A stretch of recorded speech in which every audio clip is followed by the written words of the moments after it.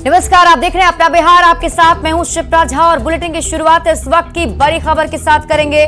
नालंदा से बड़ी खबर मिल रही है, जहां नीट पेपर लीक मामले में बड़ी कार्रवाई की गई है।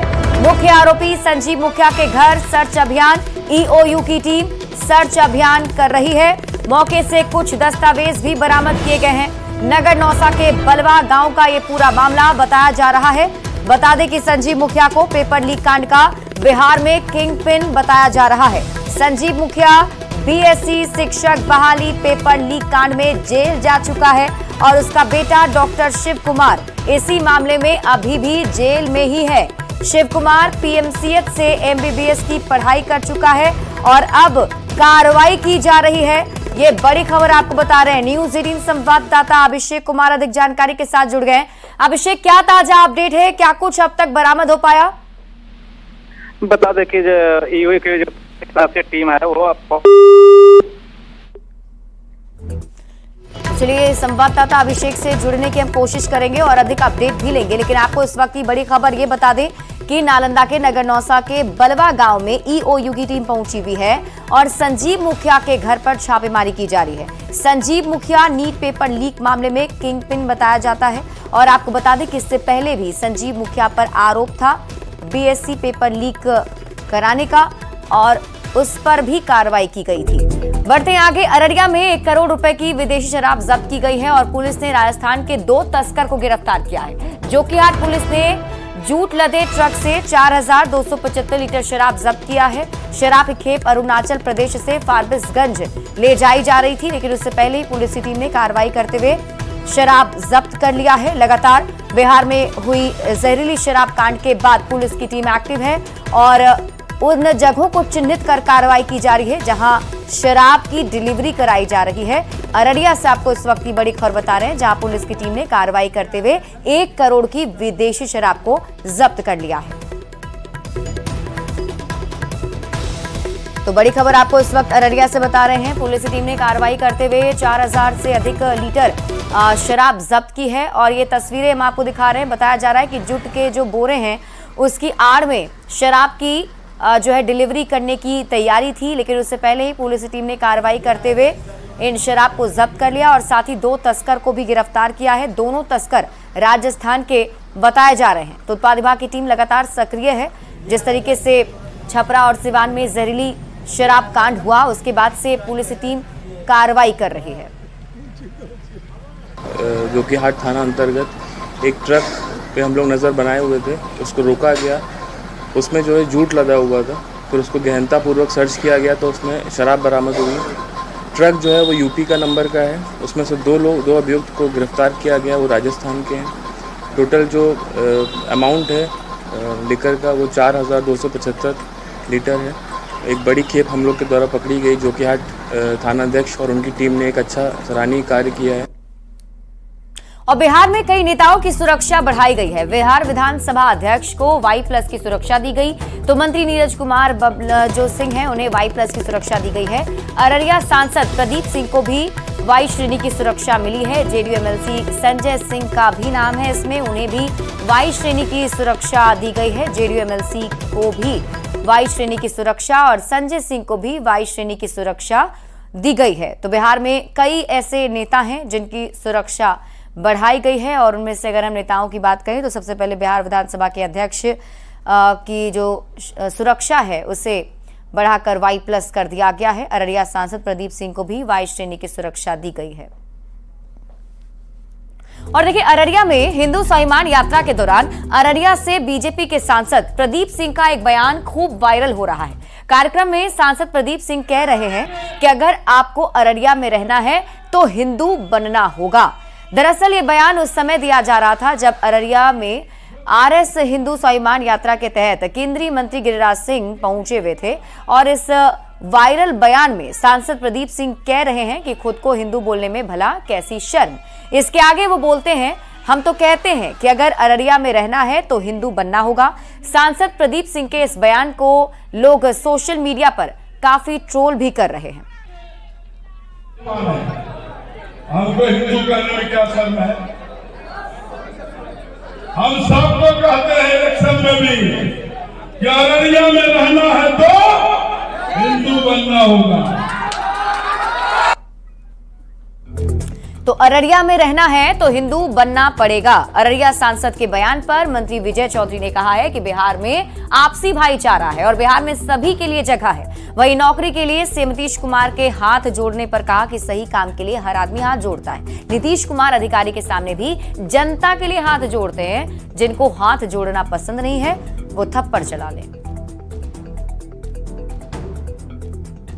बिहार के किसी हिस्से में किसी जात धर्म के लोग पूर्ण आजादी के साथ पूर्ण सुरक्षित ढंग से जीवन यापन करने के लिए स्वतंत्र है और अगर इस पर कहीं से कुछ कुठाराघात होता है तो सरकार बिहार सक्षम है और वो उस हिसाब से कार्रवाई करती है। अगर वो किसी के सामने जनता के सामने हाथ जोड़ते हैं तो हाथ जोड़ना तो विनम्र राजनीतिक और नेता की पहचान है। कोई अपने हाथ का इस्तेमाल किसी को थप्पड़ मारने में करना चाहते हैं तो करें। और इस बीच झारखंड चुनाव से जुड़ी आपको इस वक्त की बड़ी खबर बता दें। झारखंड में इंडिया अलायंस में टूट की खबर है। गठबंधन से बाहर हुई सीपीआईएमएल। 3 सीट पर उम्मीदवारों की घोषणा। राजधनवार से राजकुमार यादव को टिकट दिया गया तो निरसा से अरूप चटर्जी को टिकट दिया गया है। सिंदरी से चंद्रदेव महतो को टिकट दिया गया है। सीट शेयरिंग को लेकर बात नहीं बन पाई इंडिया अलायंस में और उसके बाद सीपीआईएमएल ने अपना रुख अलग कर लिया है। गठबंधन से सीपीआईएमएल बाहर हो गई है और आपको बता दें कि 3 सीटों पर उम्मीदवार के नामों की घोषणा भी सीपीआईएमएल की तरफ से कर दी गई, जिसमें जो 3 सीटें हैं राजधनवार वहां से राजकुमार यादव को सीपीआईएमएल ने टिकट दिया है। निरसा से अरूप चटर्जी और सिंदरी से चंद्रदेव महतो को टिकट दिया गया है।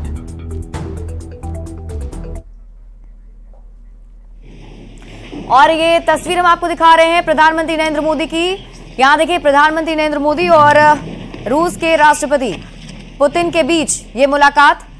आज का दिन काफी महत्वपूर्ण है भारत के लिए और आपको बता दें कि पीएम मोदी का ये रूस दौरा कई मायनों में काफी महत्वपूर्ण माना जा रहा है और ये मुलाकात आप देख पा रहे हैं प्रधानमंत्री नरेंद्र मोदी और राष्ट्रपति पुतिन के बीच। Я с теплотой вспоминаю ваш июльский визит в Москву и плодотворные переговоры с вами। आपको बता दें कि पीएम मोदी 2 दिन के रूस दौरे पर हैं। पीएम मोदी ब्रिक्स सम्मेलन में हिस्सा लेने वाले हैं और 5 महीने के भीतर पुतिन से पीएम मोदी की ये दूसरी मुलाकात है। रूस पहुंचने पर पीएम मोदी का सबसे पहले जोरदार स्वागत किया गया था। हमने आपको वो तस्वीरें भी दिखाई थी जिसमें पीएम मोदी के स्वागत के लिए कृष्ण भजन गाए गए थे। 2 दिन का ये दौरा पीएम मोदी का होने वाला है जिसे पीएम मोदी ब्रिक्स सम्मेलन में हिस्सा लेंगे और ये मुलाकात काफी अहम भी बताई जा रही है।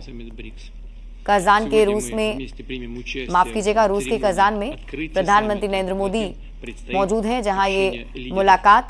और देखिए 2 तस्वीरें हम आपको दिखा रहे हैं आपकी टीवी स्क्रीन पर। ये दूसरी तस्वीर जो आप देख रहे हैं प्रधानमंत्री नरेंद्र मोदी जब वहां पहुंचे तो उनके स्वागत में जो है भारतीय परिधान में कलाकार पीएम मोदी का स्वागत करते हुए कृष्ण भजन भी वहां पर गाया गया था। तो पीएम मोदी के रूस दौरे को लेकर रूस में रहने वाले भारतीय भी काफी उत्साहित हैं और हर बार ऐसा देखने को मिलता है जब भी प्रधानमंत्री नरेंद्र मोदी किसी देश के दौरे पर जाते हैं तो वहां रहने वाले जो भारतीय हैं वो पीएम मोदी से काफी उत्साह के साथ मिलते हैं। और रूस में भी कुछ ऐसी ही झलक देखने को मिली जहां पीएम मोदी के रूस दौरे को लेकर रूस में रहने वाले भारतीय काफी उत्साहित नजर आए और उसकी तस्वीर में आपको दिखा रहे हैं। एक बड़ी वजह यह है कि रूस और भारत के रिश्ते बहुत पहले से मजबूत रहे हैं और दूसरी वजह यह है कि कई रूसी नागरिक भारतीय संस्कृति से काफी जुड़े हुए हैं। तो ऐसे में पीएम मोदी का जोरदार स्वागत रूस में किया गया। जुलाई की मुलाकात किया था जब हमारे बहुत अच्छे चर्चा हुई बहुत विषयों पर। इसके बीच हम टेलीफोन पर कई बार हमने बात की। कजान आने का आमंत्रण स्वीकार करने के लिए मैं आपका बहुत आभारी हूँ। तो तो आज हम ब्रिक्स शिखर सम्मेलन के उद्घाटन सेरेमनी में भाग लेंगे और उसके बाद डिनर के समय हम भी बात करेंगे दूसरे नेताओं के साथ। आज आने वाले ब्रिक्स के दौरान बढ़ते हैं आगे और बात अगली खबर की। बीजेपी नेता सुनील पांडे के बेटे और तरारी से बीजेपी उम्मीदवार विशाल प्रशांत की शस्त्र पूजा की तस्वीरों को लेकर आरजेडी ने सवाल उठाए हैं और कहा कि बीजेपी नेता सुनील पांडे के बेटे के पास कार्बाइन कहां से आया। आरजेडी के ऑफिशियल पेज पर सुनील पांडे के बेटे का हथियारों के साथ तस्वीर शेयर किया गया है और ये तस्वीर जो आपके टीवी स्क्रीन पर हम आपको दिखा रहे हैं आरजेडी की तरफ से शेयर किया गया है और इसमें सवाल पूछा गया है। तो ये तरारी के बीजेपी उम्मीदवार विशाल प्रशांत उर्फ सुशील पांडे के शस्त्र पूजा पर उठाए गए सवाल के बाद बिहार की सियासत गर्मा गई है। सुशील पांडे की तस्वीर को सोशल मीडिया पर डालने को लेकर बीजेपी और जेडीयू ने उम्मीदवार की छवि धूमिल करने का आरोप लगाया है। पीर पुरानी है, विजयादशमी में शस्त्र की पूजा की सनातन धर्म में पुरानी परंपरा है, लेकिन राजद ने उपचुनाव के मौके पर जनता को भ्रमित करने के लिए इसे पेश किया है। मंशा साफ है किसी नेता की छवि को धूमिल करने की। राजद की कोशिश साजिश। राजद के किन किन नेताओं के पास कितने अवैध आर्म्स हैं, किसी से छिपी है क्या? देखिए, जो जिस प्रकार के चश्मा का उपयोग करेंगे उन्हें उसी प्रकार के चीजें नजर आएगी। आदरणीय नीतीश कुमार जी के नेतृत्व में कोई कितना बड़ा भी अपराधी हो, भ्रष्टाचारी हो, यहाँ कोई बचने वाला नहीं है। अब अपराधी और भ्रष्टाचारी की जगह राष्ट्रीय जनता दल में है। कोई कितना बड़ा भी आदमी हो, अगर कोई गलत पाया जाएगा तो उसका स्थान निर्धारित है। यहाँ कोई आदरणीय नीतीश कुमार जी के नेतृत्व में बचने वाला नहीं है। सरकार के लोग जो कहते हैं कि न किसी को फंसाते हैं न किसी को बचाते हैं, तो स्पष्ट रूप से सामने दिख रहा है कि आप बचाते भी हैं और फंसाते भी हैं। जो आपके साथ हो जाते हैं उनको आप बचाते हैं और जो आपके विरोध में हैं उनको आप फंसाते हैं। इस तरह की राजनीति बिहार में जो डेवलप कर रही है, बिहार में जो बढ़ रहा है, ये कहीं से भी उचित नहीं है। वहीं तरारी से बीजेपी उम्मीदवार विशाल प्रशांत के हथियारों के साथ पूजा करने की तस्वीर और आरजेडी के सवाल पर जेडीयू के राष्ट्रीय प्रवक्ता राजीव रंजन ने कहा है कि बिहार की राजनीति के अपराधीकरण के दोषी तो लालू प्रसाद हैं। उन्हें बिहार की जनता से उस दौर के लिए माफी मांगनी चाहिए। ऐसी तस्वीरों से जनता को मूर्ख नहीं बना सकते। की राजनीति के अपराधीकरण के लिए जवाबदेह श्रीमान लालू प्रसाद जी हैं। अब उनकी पार्टी अपराध को लेकर मुखर अगर होती है तो मुझे लगता है बिहार की जनता को हैरानी ही होगी, क्योंकि जिस राज्य में बंदूक संस्कृति, समानांतर सेनाएं, खून खराबा नरसंहार का एक रक्त रंजित इतिहास लालू प्रसाद जी और उनकी पार्टी के कार्यकाल में बिहार में हुआ है। और बिहार विधानसभा उपचुनाव से जुड़ी आपको इस वक्त की बड़ी खबर बता दें। कैमूर से बड़ी खबर मिल रही है, जहां जन सुराज के चौथे उम्मीदवार की घोषणा कर दी गई है। रामगढ़ से सुशील कुशवाहा उम्मीदवार बनाए गए हैं। कार्यवाहक अध्यक्ष मनोज भारती ने इसकी घोषणा कर दी। सुशील कुशवाहा ने बीजेपी से राजनीति की शुरुआत की थी और बीएसपी के प्रदेश महासचिव भी रह चुके हैं। बेलागंज से प्रोफेसर खिलाफत हुसैन, तरारी से जनरल एसके सिंह जनसुराज उम्मीदवार हैं, तो वहीं इमामगंज से डॉक्टर जितेंद्र जनसुराज के उम्मीदवार बनाए गए हैं। यानी कि चारों सीट पर जहां उपचुनाव होने हैं, जनसुराज ने अपने कैंडिडेट का ऐलान कर दिया है। उन्होंने जिस नाम पर अपनी सहमति जताई वो है श्री सुशील सिंह कुशवाहा। श्री कुशवाहा काफी लंबे समय से राजनीतिक कार्यों में लगे हुए हैं, समाज से जुड़े हुए हैं, जमीन से जुड़े हुए हैं, रामगढ़ में रहते हैं और आप सब उनको अच्छी तरह जानते हैं। गया के इमामगंज विधानसभा क्षेत्र से उपचुनाव लड़ने के लिए केंद्रीय मंत्री जितन राम मांझी की बहू और हम पार्टी के उम्मीदवार दीपा मांझी तैयारी में जुट गई हैं। साथ ही चुनावी एजेंडा की भी घोषणा की गई। उन्होंने कहा कि अब क्षेत्र में जनता के बीच जाएंगे। उन्होंने ये भी कहा कि अपने ससुर जितन राम मांझी के अधूरे विकास काम को पूरा करने का संकल्प लिया है। उन्होंने ये भी कहा कि जितन राम मांझी ने इमामगंज क्षेत्र में विकास के लिए कई महत्वपूर्ण योजनाएं शुरू की थी, जिन्हें मैं आगे बढ़ाऊंगी। पहला मुद्दा रहेगा, पापा ने कितना काम किया है वहाँ अपने क्षेत्र में, तो उनके कितने भी अगर अधूरे काम है उनको सबसे पहले पूरा करें। पानी की समस्या हो, शिक्षा की समस्या हो, और ये हॉस्पिटल का ये हो, तो वो सब हम पूरा करने का प्रयास करें। केंद्रीय मंत्री चिराग पासवान ने कहा कि हरियाणा चुनाव से हमारी जीत की शुरुआत हो गई है। झारखंड, महाराष्ट्र अभी आगे है और दिल्ली से होते हुए बिहार, जहां मैं खड़ा हूं, यहां भी अगली सरकार एनडीए की ही बनेगी। और इस दौरान उन्होंने विपक्ष पर भी जमकर निशाना साधा।